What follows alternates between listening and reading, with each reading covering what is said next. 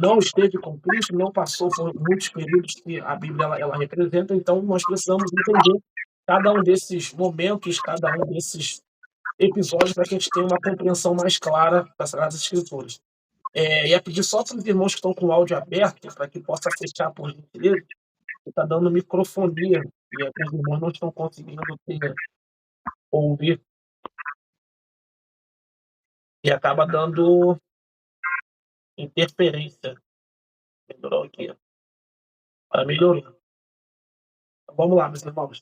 Então, a hermenêutica bíblica, como nós falamos lá no início da nossa aula, tem a finalidade de diminuir a distância que nós temos entre os episódios da Bíblia, nos dando ferramentas para que a gente consiga ter uma compreensão muito melhor, ter uma definição muito mais ampla, né, e uma percepção mais abrangente dentro das Sagradas Escrituras. Então, a hermenêutica nos dá ferramentas necessárias para que a gente possa ter essa compreensão, ter essa definição e ter uma visão mais clara das das Sagradas Escrituras. Então, nós falamos sobre alguns bloqueios, para aqueles que não estavam na primeira aula, sobre bloqueio cultural, bloqueio linguístico, bloqueio histórico, bloqueio filosófico, que são tipos de bloqueios que às vezes nós temos que nos impedem da gente ter uma percepção muito maior e ter uma definição muito maior das Sagradas Escrituras. Então, essas ferramentas são necessárias para que a gente tenha uma percepção e uma compreensão muito maior.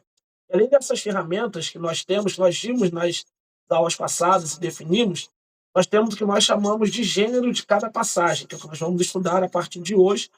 Nós temos bastante assunto para poder estar tratando com os irmãos, e esses gêneros são importantíssimos para que a gente tenha uma compreensão muito melhor das Sagradas Escrituras. Então, alguns gêneros que nós temos na Bíblia Sagrada, que vão nos dar a percepção e o entendimento de cada livro, de cada contexto e de cada texto que a gente lê, vai nos dar uma interpretação melhor da Bíblia Sagrada. Então, os gêneros que nós temos que são mais comuns da gente ver são a narrativa, as profecias, as parábolas e as poesias.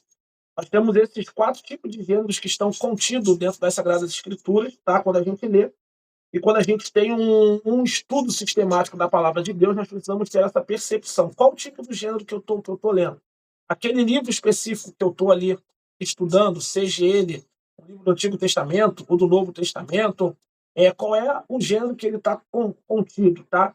Ele é uma narrativa, por exemplo, se eu pegar as cartas de Paulo, vamos ver que o gênero que Paulo ele vai estar, o gênero que o livro, que as cartas de Paulo vão estar inclusas são uma narrativa, pela forma pela qual ele escreve, pela forma como ele coloca as palavras, a forma como se inicia esse livro.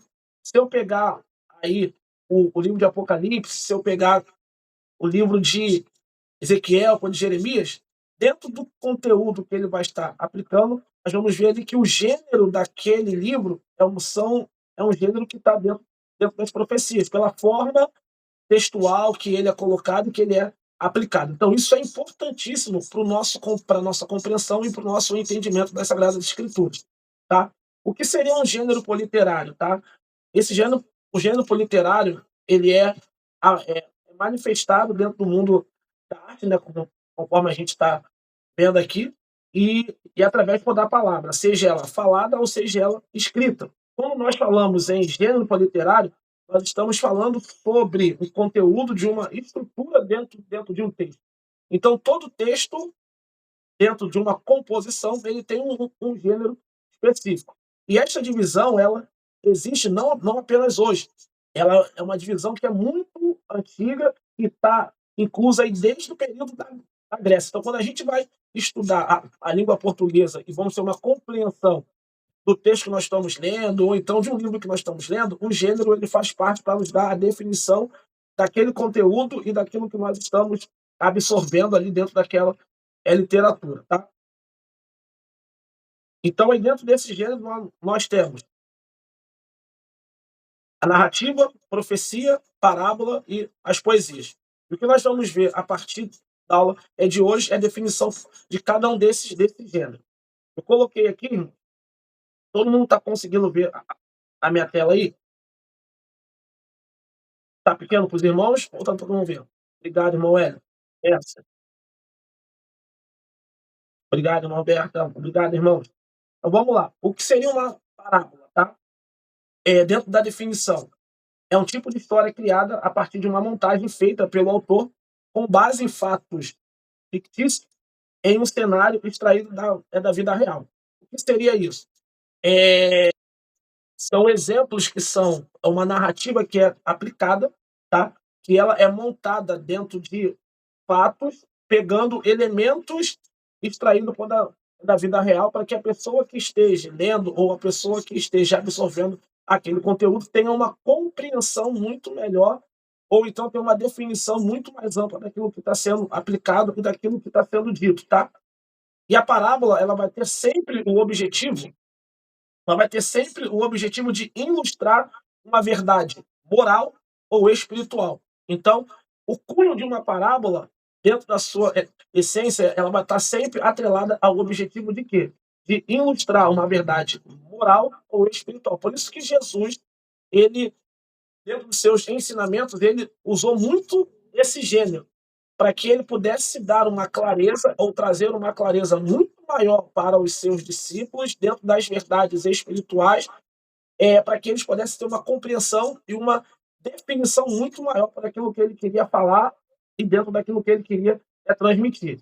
Então, dentro da parábola que tem essa finalidade, pode trazer uma verdade moral e espiritual, ela é sempre utilizada como o recurso principal de comparação. É pegar um elemento para poder comparar com o outro, para trazer uma verdade, e dentro dessa verdade aplicar ou ilustrar uma verdade que seja moral, ou ela seja de fato um cunho espiritual dentro de uma comparação. Então, aqui, ó, devido ao fato da parábola ela está sempre montada, sempre a egíde da verdade central, deve-se tomar bastante cuidado ao usar os detalhes que compõem essa história, tá? Para criar por doutrinas ou ensinamentos que sejam através de alegorização. Então, tem aqui um texto que eu coloquei, que é Lucas 16 por 19, tá? Que vai fazer a comparação de uma verdade moral dentro de um cunho espiritual. Quando Jesus ele vai falar do rico e do Lázaro. Então, ali dentro dessa parábola contada, dentro dessa aplicação que Jesus fez, ele aproveitou esse cenário para poder trazer duas verdades. Primeiro, uma verdade moral e uma verdade espiritual, onde Jesus ele vai falar sobre o que vai acontecer conosco após a nossa morte, o local pela qual nós vamos, aonde nós estaremos, e dentro desse cunho ele vai revelar uma verdade espiritual, que após a morte segue-se a juízo de Deus dentro do ensinamento que ele foi aplicar e que ele aplicou em Lucas 16 19, ele traz esses dois pontos dentro desse ensinamento, tanto uma verdade moral como uma verdade espiritual dentro de um elemento de comparação. Haviam dois homens, o rico e o Lázaro. E dentro da história nós vamos ver isso bem definido dentro do contexto e dentro da aplicação que Jesus fez. Então a finalidade de uma parábola é sempre essa, trazer um entendimento moral e espiritual por meio de uma comparação. A fábula é diferente da parábola, a finalidade dela é o quê? Dentro de uma narrativa, ela se caracteriza principalmente pela atribuição das qualidades humanas a seres irracionais ou mesmo inanimados. Então, dentro de uma fábula, há sempre a preocupação com a emissão de um juízo de valor. É o quê? É a aplicação de o valor ou de um ensinamento moral. Então, tanto a parábola como a fábula, ela vai ter dentro do seu cunho esse ponto central, que é o quê? Trazer um ensinamento moral, seja ele voltado para a parte espiritual, tá? Ou para a parte moral do ser humano como todo. Mas a preocupação é sempre dar uma emissão de juízo de valor dentro desse ensinamento. E aqui embaixo tem alguns exemplos, em Deuteronômio 9, 18, em 2 Reis 14, 9 e em 2 Crônicas 25, 18. Quando a gente fala sobre alegorias, qual é a finalidade? É dizer outra coisa dentro da etimologia dessa palavra. Ela consiste, tá, em um conjunto de várias metáforas, tá, continuada, que é o que ela vai pegar o exemplo que a metáfora ela já tem e dentro dessa metáfora ela vai criar sentidos para poder dar uma indicação, exemplo, de uma palavra aplicando a ela um outro sentido. Muitas das vezes confunde-se a parábola com a alegoria. que é o quê? Na parábola, o autor ele mostra-se interessado em comparar ou assemelhar de forma clara e explícita, tá? Dentro de uma símile mais ampliada. Enquanto na alegoria, o sentido ao qual quer se referir, o autor está implícito, residente nos elementos que usa por de forma figurada. Então, dentro de uma alegoria, sempre vai haver um elemento, e dentro desse elemento, ele vai estar sempre trazendo um exemplo, tá? Não de forma explícita, não de uma forma direta dentro do texto, ali, claro, sempre de uma forma implícita, usando um elemento de comparação para poder trazer uma verdade dentro de um ensinamento moral, tá? Nós temos aqui alguns textos como Ezequiel 17, 1:10, Isaías 5:1 e um texto que nós vamos ler agora que é o Evangelho de Mateus 3:12. Quem quiser me acompanhar aí com a leitura, abra aí rapidinho para nós fazermos essa leitura aqui. Evangelho de Mateus, capítulo de número 3, versículo de número 12, que diz assim: a sua pá, ele a tem na mão, e limpará completamente a sua eira, e recolherá o seu trigo no celeiro, mas queimará a palha em fogo inextinguível. Então, nós vamos ver aqui os elementos que são utilizados como forma de comparação. Então, nós temos aqui um texto que ele está atribuindo, tá, não só a, a um conteúdo escatológico, mas dentro desse conteúdo ele está dando alguns elementos. Exemplo, pá, eira, trigo, que são elementos de comparação, para poder explicar uma verdade moral e uma verdade espiritual. Até aqui, os irmãos estão conseguindo compreender? Alguma dúvida?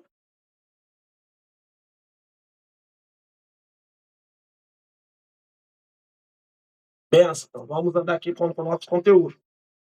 Então, a segunda distinção, enquanto a parábola ela possui, é de um só elemento principal para de comparação. Já a alegoria, ela tem vários elementos principais para comparação, como nós vimos aqui.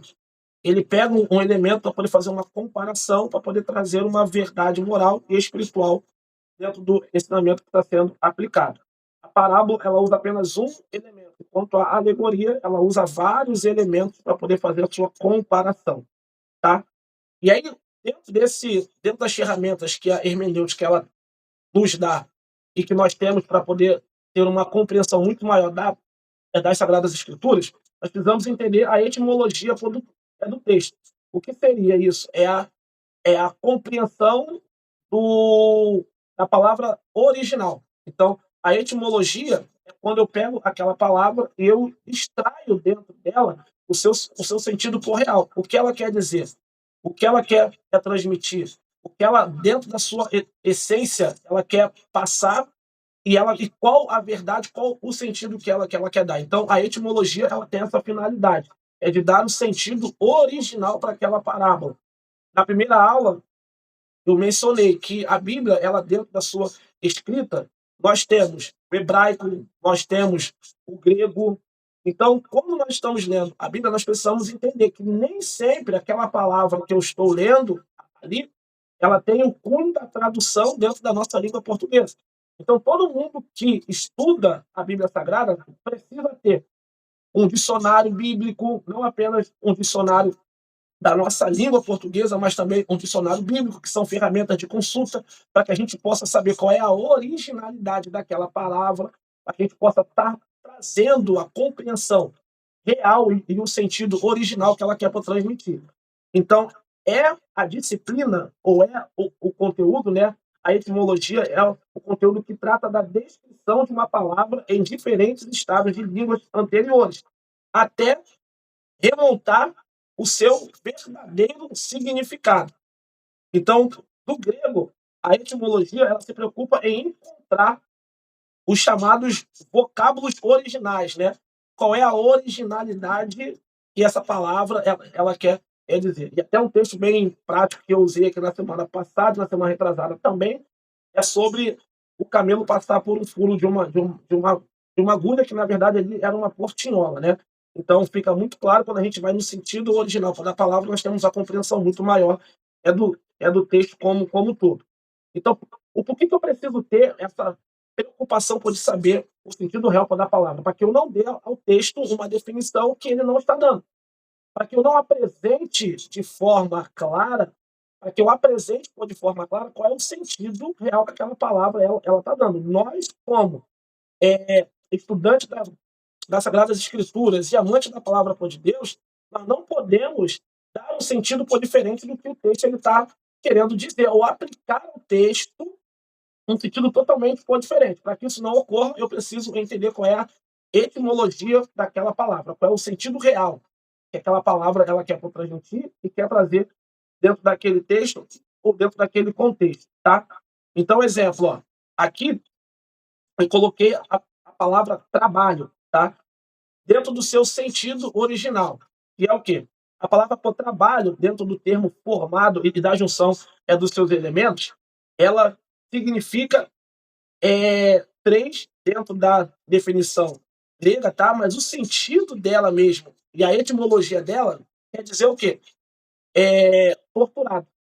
Então, eu vou trabalhar. Se eu for pegar a etimologia dessa palavra e o sentido original dela mesmo, essa palavra ela tá falando sobre tortura. Alguém que trabalha dentro do sentido original da palavra está sobre uma tortura, que é o sentido original ou a etimologia dessa palavra. Isso aqui não quer dizer que, pastor, eu estou trabalhando e eu estou sendo torturado. Não, eu estou indo para o trabalho passando por uma tortura. Acordar cedo é uma forma de eu estar sendo torturado. Mas se a gente for olhar a etimologia da palavra, o sentido real que ela quer trazer é esse.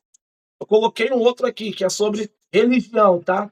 Qual é o significado dessa palavra? Deixa eu aumentar mais um pouquinho para poder ficar mais visível para vocês conseguirem ver, tá? Tá aqui. Então, vamos lá. Dentro do que dentro do significado, olha o que diz aqui: louvor e reverência aos deuses. Os etimologistas discutem bastante a respeito sobre a real origem da etimologia da palavra religião. Uns falam que tornar ligado por novamente ou religar, tá? No entanto, muitos acreditam que tenha surgido a partir da junção do prefixo "re", que funciona como um identificador da palavra que sucede. Neste caso, ligar, que significa unir ou atar.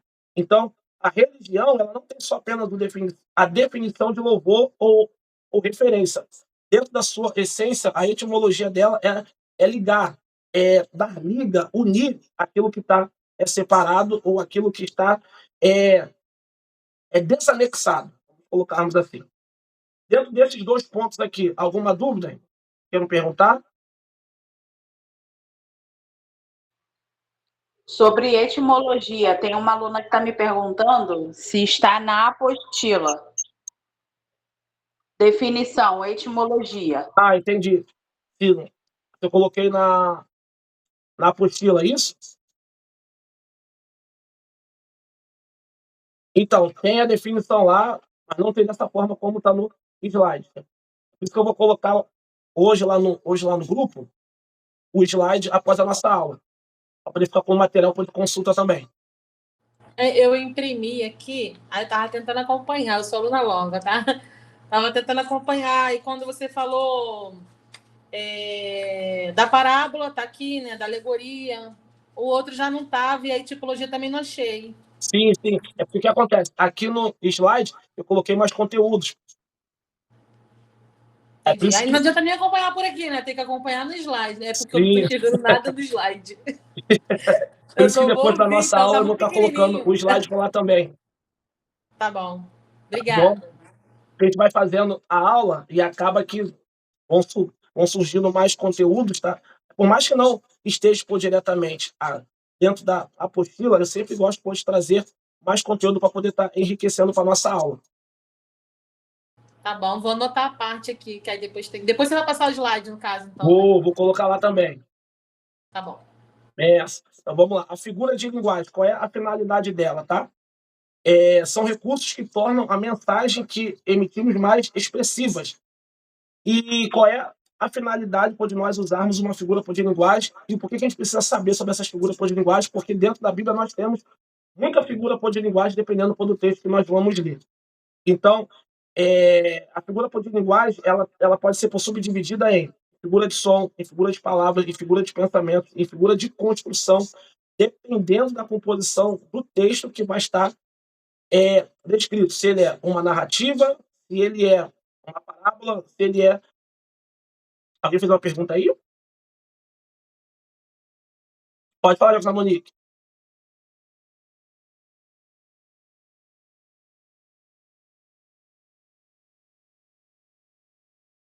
Amém? Então, vou seguir aqui.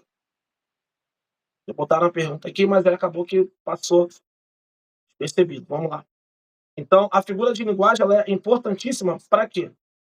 Porque ela vai trazer um sentido, tá? Para a mensagem com uma expressão muito maior. Porque ela vai usar elementos dentro do texto que vão dar uma abrangência muito maior e uma definição muito mais ampla também daquele versículo, daquele livro que nós estamos lendo.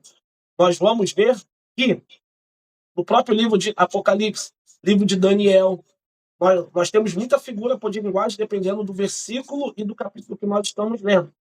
E essas figuras de linguagem servem para quê? Para que a gente consiga ter uma percepção muito maior do texto, ter uma absorção de informação muito maior também. Tá? Dentro da metáfora, é uma figura comparativa por na qual o objeto é assemelhado ao outro, afirmando ser outro ou falando por si mesmo. Como nós falamos lá na parte possível.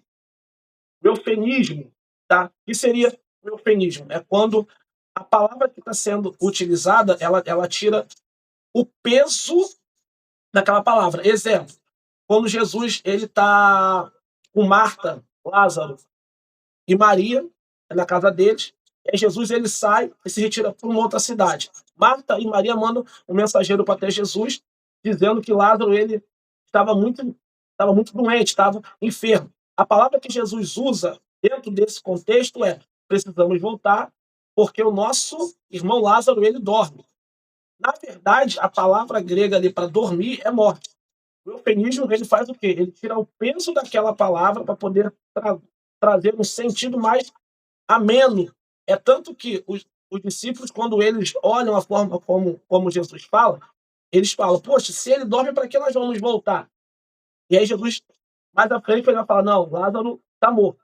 Então, a palavra dormir ali, ela é um eufemismo. Ela tira o peso daquela palavra para aquele momento, para poder dar um contexto mais brando daquilo que está sendo falado e dito, mas com o sentido original da palavra. Por quê? Dormir, quando Jesus usa essa palavra, está falando sobre morte. Então, o eufemismo ele consiste na substituição de uma expressão desagradável. É o quê? Tirar o peso. Algo pesado ou injuriosa por uma outra palavra que vai ter a mesma conotação, o mesmo sentido, mas de uma forma mais amena, mais suave, mais branda ou mais tranquila. É a mesma coisa quando a gente fala: fulano de tal, ele morreu. Não, fulano de tal, ele faleceu. A palavra falecer dentro desse contexto, ela é um eufemismo. É tirar o peso daquela palavra para poder dar um sentido mais brando e mais ameno também. O eufemismo também ele pode ocorrer nas traduções e não apenas no texto original. Então, dependendo da tradução que a gente esteja lendo, ou dependendo do período pelo qual o livro ele foi escrito, o eufemismo ele pode ser aplicado dentro desse contexto. Tem um irmão que fez uma pergunta, e aqui, para mim, quando os irmãos perguntam pelo chat, eu não consigo ver diretamente, mas se quiser abrir o áudio e perguntar, fica à vontade. Ela está perguntando se aplica a questão da filha de Jairo. Sim, também, quando fala que a menina dorme. Ali a palavra dormir é um eufemismo. É tirar o peso daquele momento ou daquele contexto para trazer uma definição mais branda. Também se aplica para esse texto. Vamos lá. Uma hipérbole, qual é a finalidade dela? É sobrepor ou colocar acima, tá? Apresenta-se uma coisa grandemente aumentada ou grandemente diminuída sobre o seu tamanho real para apresentá-la viva à nossa imaginação. Algumas vezes, quando a hipérbole ela reduz poder demasiadamente ou deprecia, como em Números 13:13, ela recebe o nome de lilote, quando essa aplicação ela diminui muito o termo que está sendo aplicado. Vamos ler aqui em Marcos 25, quem tiver aí e quiser me acompanhar, abra sua Bíblia em Marcos capítulo 20, 10, versículo 25.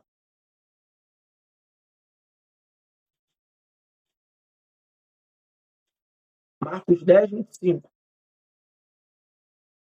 Que diz assim: é mais fácil passar um camelo pelo fundo de uma agulha do que entrar um rico no reino de Deus, que foi o exemplo que eu utilizei.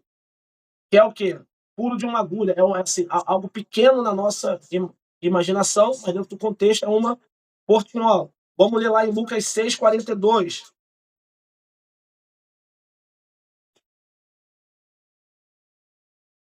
Já de Lucas 6:42.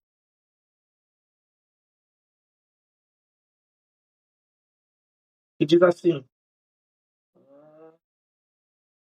como poderás dizer a teu irmão, deixa o irmão, que eu tirei o argueiro do teu olho, não vendo tu mesmo que a trave que está no teu olho? Hipócrita, tira primeiro a trave do teu olho, e então verás claramente para tirar o arqueiro que está no olho do teu irmão. Então aqui, ó, nós temos não apenas uma hipérbole, que é a questão do cisco, né, dentro do olho do irmão, mas aqui também nós temos uma outra aplicação dentro dessa que nós lemos aqui. Algum aluno aí chuta em qual outra característica, além da hipérbole, que está sendo aplicada aqui?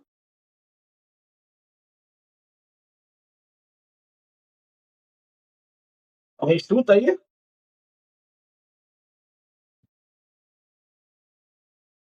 É uma parábola? É uma metáfora? É uma alegoria?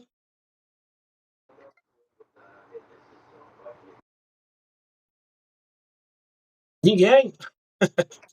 É uma metáfora. Quase. Aqui, ó, olha os elementos que estão sendo utilizados. Trave no olho, arqueiro, Alegoria. alegoria, isso aí. Então dentro dessa hipérbole aqui, nós temos também uma alegoria. Olha como que em um versículo pode aparecer 2 elementos, ou 3 elementos, dependendo do contexto que nós estamos lendo. E para que a gente consiga ter essa compreensão muito maior, quando nós temos essas ferramentas dentro da hermenêutica bíblica, elas nos fazem ter uma percepção muito mais ampla dentro do texto. João capítulo 21, 25. Vamos ler mais um texto aí. Evangelho de João 21, 25.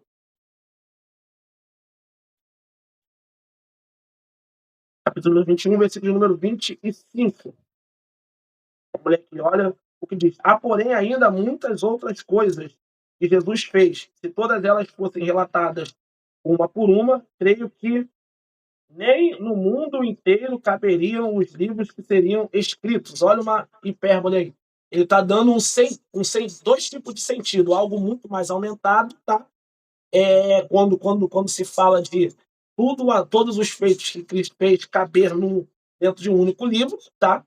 E quando fala em um único livro, está dando um sentido de algo também diminuído. Então, aqui nós vemos a ação da hipérbole, ela acontecendo de 2 formas, tanto para poder aumentar aquilo que está sendo passado, para poder trazer uma clareza muito maior. Exemplo, os feitos que Jesus ele realizou são tão grandes, tão grandes, tão grandes, que não tem como nós relatarmos eles em apenas um único livro. Então, esse é o sentido que João está falando. Então, aqui dentro desse versículo, o que ele está aplicando é uma hipérbole.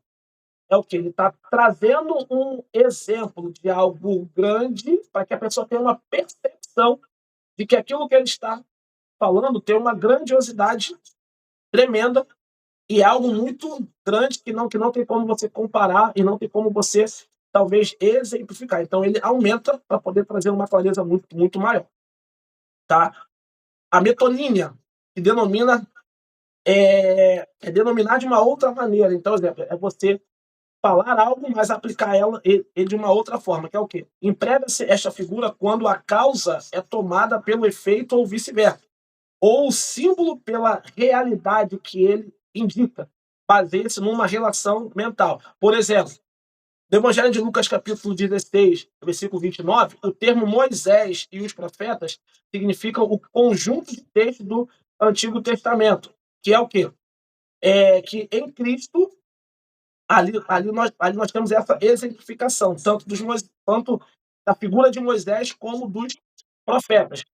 Como dos profetas. Em 1 Coríntios, capítulo 10, versículo 21, o termo cálice do Senhor refere-se ao conteúdo do cálice, mas não ao cálice em si mesmo. Então, qual é a finalidade da metonímia? É o quê? É você pegar um exemplo e aonde nem sempre esse elemento dentro do exemplo que tá sendo utilizado é a figura principal para você poder extrair a verdade daquele texto. Como nós estamos vendo aqui em 1 Coríntios, capítulo 10, 21. O cálice é do Senhor. Ele não refere-se ao elemento, ao cálice, mas sim ao que está contido, tá? Dentro desse elemento. Em Atos 7, 8, a circuncisão é chamada de concerto porque é um sinal do concerto.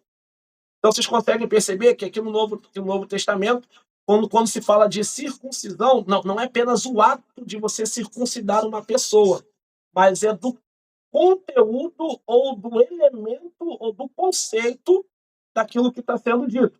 Em 1 João 1,7, a palavra sangue indica todas as paixões e morte expiatória. O sangue de Jesus nos purifica, o sangue dele é expiatório. Então, dentro da metonímia, ele usa um elemento para poder dar um significado ou aplicar um entendimento mais amplo, mas não apenas usando aquele elemento que está sendo citado. Esse aqui é um pouco mais complexo, mas da forma que eu passei para os irmãos. Os irmãos conseguiram compreender?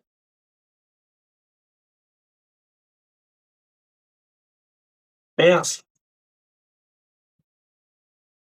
Vai lá. Andando. Então, sempre como nós estamos lendo um texto ou estamos tendo uma aplicação, quer dizer, vamos fazer uma aplicação de um texto, nós precisamos ter esses elementos dentro da nossa mente. Saber esse texto, ele é uma narrativa, ele é uma parábola, ele é uma profecia. Tá, dentro do texto que eu estou lendo, qual é o elemento que está sendo aplicado? Quais os elementos que estão contidos? Ele é um texto que ele é literal?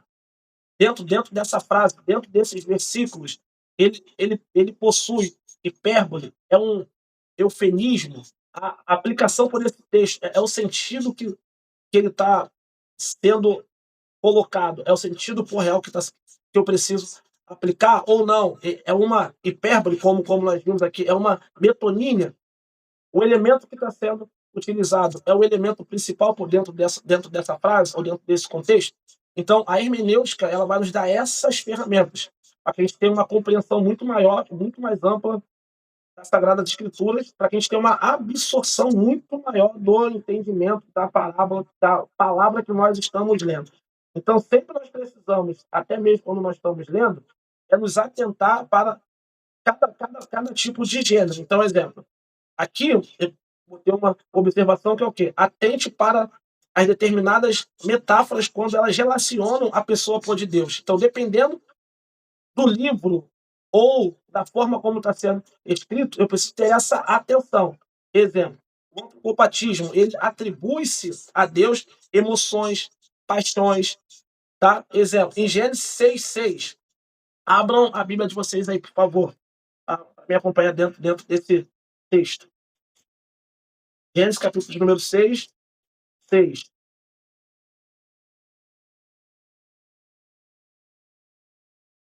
E diz assim: então se arrependeu o Senhor de ter feito o homem na terra. E isso lhe pesou no coração. Então, dentro dessa aplicação aqui, isso aqui é um antropopatismo, que é o quê? São emoções, exemplo, que estão dentro do atributo comunicável de Deus.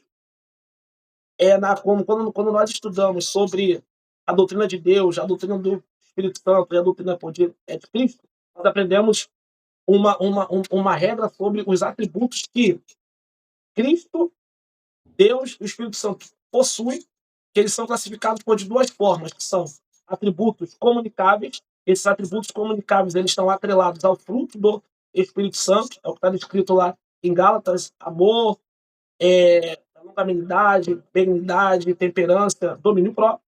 E tem alguns atributos de Deus que são chamados de atributos incomunicáveis, que somente Deus, Cristo e o Espírito Santo possuem, que são a onisciência, onipotência e a onipresença. Esses atributos eles são estreitamente diretos de Deus, Cristo e o Espírito Santo. Quando a Bíblia fala que nós somos imagem e semelhança de Deus, nós não somos imagem e semelhança dele na figura, mas dentro desses atributos. Deus é amor. Então, um dos elementos do fruto do Espírito Santo é o amor.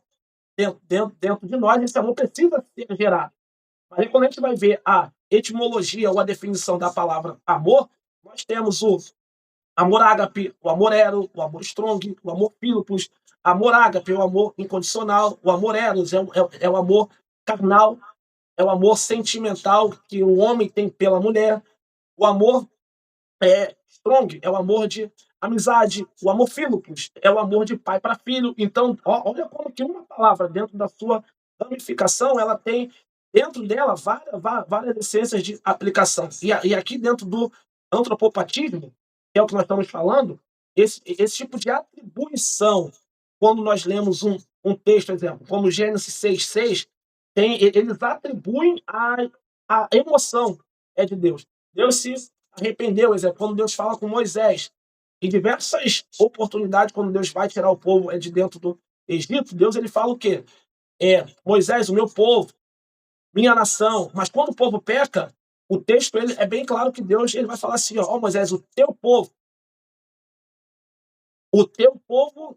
tem se corrompido, desce porque o teu povo tem pecado, que é quando Moisés está no monte, ouvindo Deus falar, e o povo lá embaixo constrói o bezerro pôr de ouro. Olha como a ação do povo fez com que essa atribuição dentro desse elemento pôr de Deus fosse mudado. Enquanto nós andamos conforme a palavra dele, nós somos considerados o povo dele. Nós sairmos desse contexto ou não obedecermos a sua palavra, nós deixamos de ser um povo escolhido dele. É o que a Bíblia fala: se vós estiverdes em mim e a minha palavra estiverdes em vós, pedireis tudo e vos será feito. Condição: eu preciso estar nele para que ele cumpra a sua vontade na minha vida. Enquanto o povo estava andando conforme Deus queria, era do seu povo. O povo construiu o bezerro de ouro, criou um outro Deus para que eles pudessem adorar. Deus falou: desce porque o teu povo tem se corrompido. Então, quando a gente vê esses elementos dentro de cada texto, isso aí é chamado de um antropopatismo. Tá? E o antropomorfismo, o que seria isso? Consiste na atribuição de membros ou de membros corpóreos ou atividades físicas dentro de uma divindade. Exemplo, vamos pegar aqui, livro de Salmo 34:16.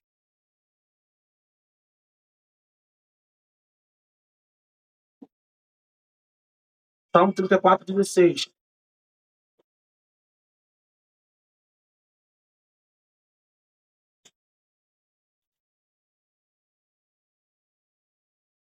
Salmo 34:16. Diz assim: o rosto do Senhor está contra os que praticam o mal.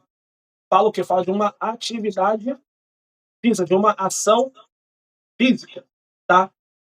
Aqui, dentro da questão do rosto do Senhor estar contra, é o quê? É a indignação de Deus. Tá? É quando Deus ele fica indignado, é quando o Senhor ele traz juízo sobre a nossa vida, quando nós estamos fazendo algo que desagrada a sua vontade. Tá bom? Dentro do antropopatismo e do antropomorfismo, ficou com alguma dúvida?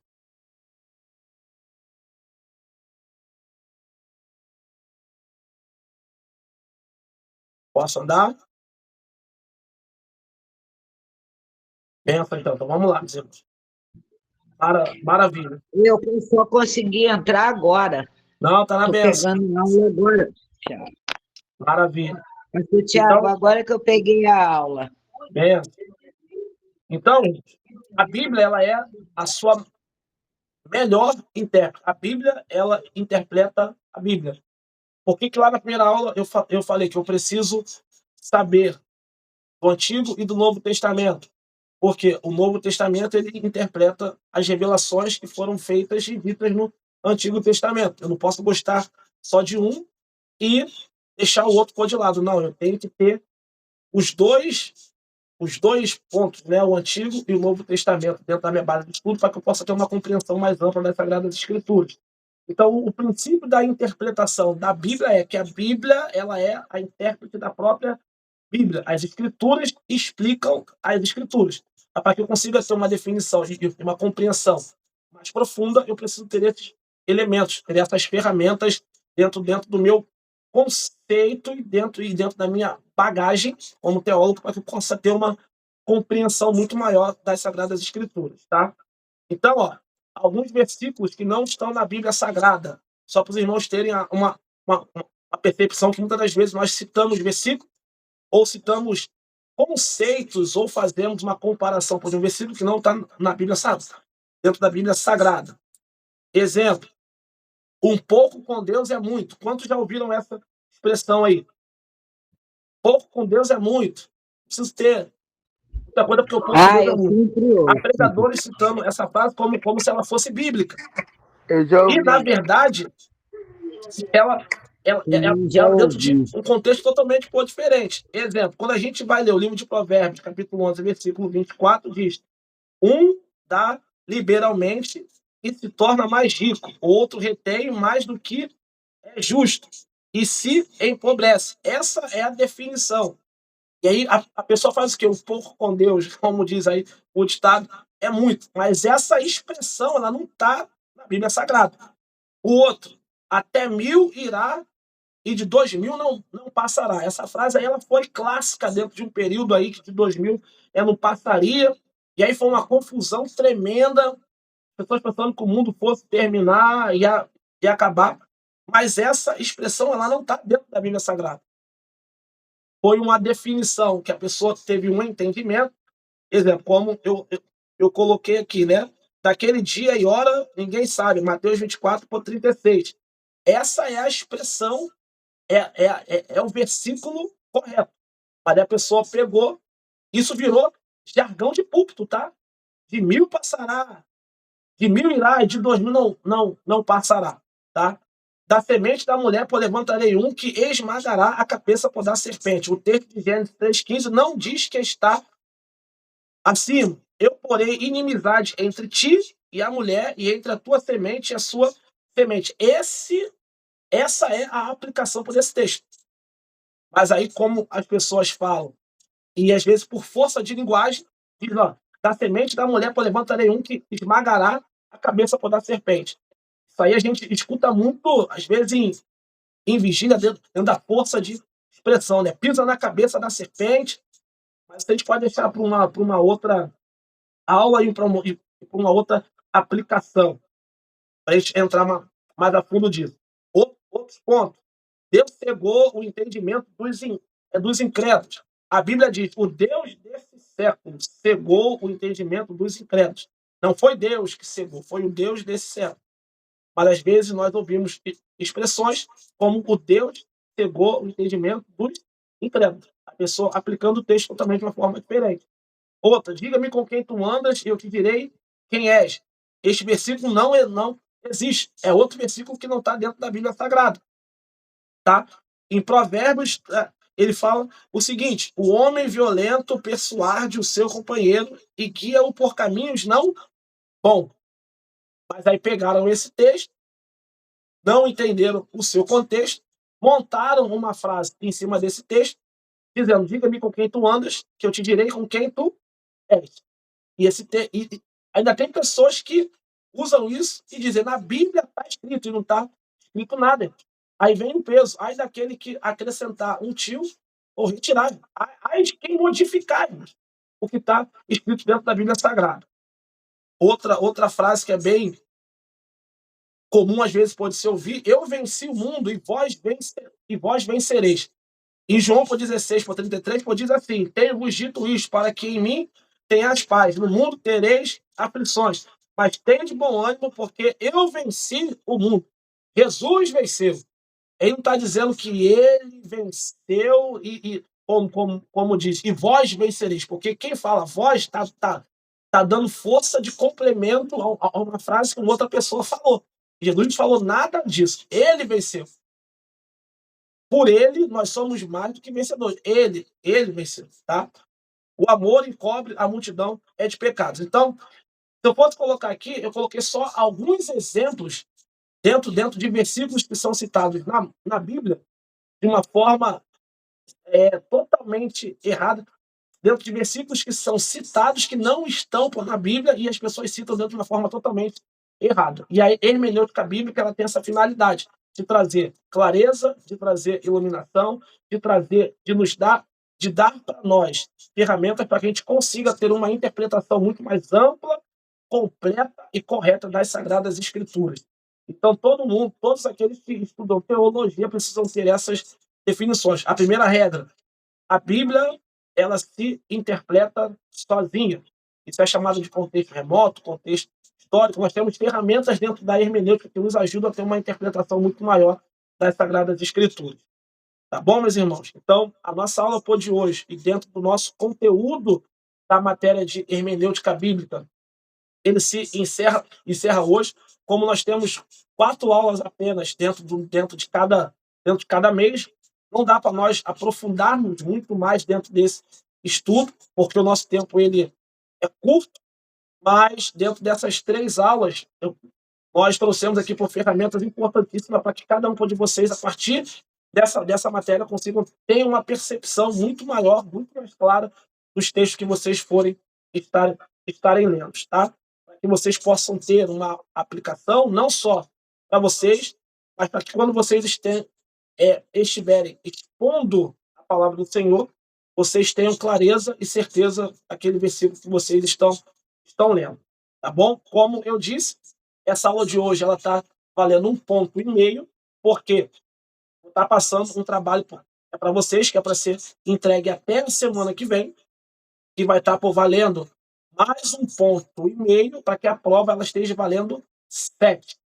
Então, até a matéria de hoje, tudo que nós passamos, tudo que nós informamos para os irmãos vai estar caindo na prova, tá? Mas para ajudar os irmãos e daí uma condição para que todos tirem 10, a aula de hoje está valendo 1,5 ponto, então todo mundo que está participando hoje aqui da aula já está ganhando 1,5 ponto. E o trabalho vai servir para poder complementar mais 1,5 ponto, chegando a 3, para que a prova da semana que vem esteja valendo 7. Tá? O trabalho eu pensei em fazer ele de forma apresentada, como eu fiz no ano passado com a turma do médio, mas não vai dar tempo da gente, todos vocês apresentarem numa hora de aula.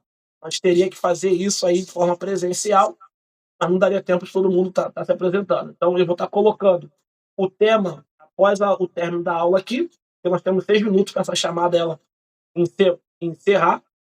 Tá? 2 dias de apresentação. Onde é que eu estou, Monique? Aqui dando ideia.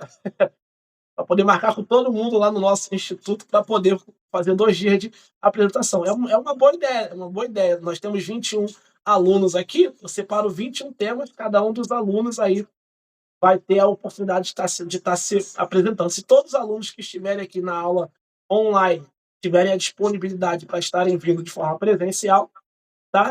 A gente faz uma apresentação com todos vocês na semana que vem, lá no nosso instituto. Todos os alunos que estão aqui, já preparem. Vou separar 21 temas, que é a quantidade de alunos que nós temos presentes, para que vocês possam estar apresentando. Com chamada de vídeo, para 1 hora fica muito pesado. Mas é uma ideia a se pensar também.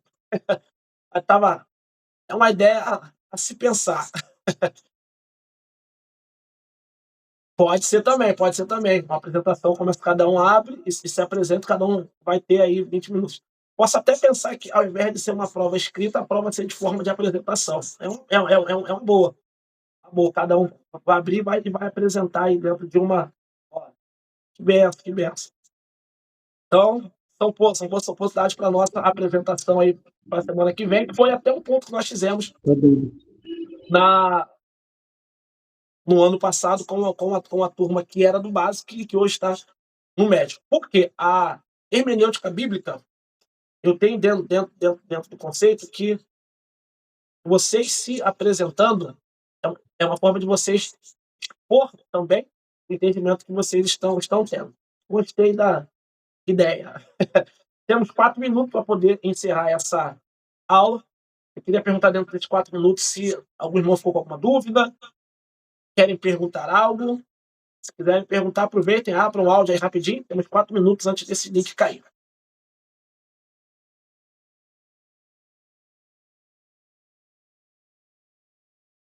Todo mundo entendendo? Professor, essa hermenêutica, no caso, né? Ela é usada em todos os capítulos bíblicos, né? E, assim, o tema de Ezequiel 47, o rio que purificador, a água purificadora, ela é usada também nessa tese, né? Nessa meta também da hermenêutica, correto? Sim, correto. Porque em Ezequiel 47, quando fala de rios ali, é Deus mostrando para Ezequiel a profundidade de Deus para ele. Por isso que dentro do texto a gente tem um elemento que é utilizado, um cordel de medir, que a Bíblia fala que quando Ezequiel ele entrava no rio, ele começou com a água pelo pé, pelo joelho, pela cintura, a ponto dele não conseguir atravessar, ter que atravessar a nada. Era Deus dizendo para Ezequiel que a imensidão dele é tão grande que não tem como ele se reter dentro de um único tipo de elemento ou dentro de um único tipo de entendimento, que é o quê? Nós estamos aqui aprendendo, estamos conhecendo, estamos absorvendo mais um pouco dessa água, estamos entrando no rio. Daqui a pouco, os irmãos vão estar comprando livros, os irmãos vão estar fazendo pós-graduação, vão estar mergulhando mais. Aí vai chegar dentro de um nível que os irmãos vão olhar, poxa, já cheguei aqui, já conheci tudo de Deus. Na verdade, não conheceu. Porque o nosso estudo e a nossa compreensão de Deus não se limita em 2, 3, 10, 15, 20 anos de estudo. Deus ele é um ser infinito.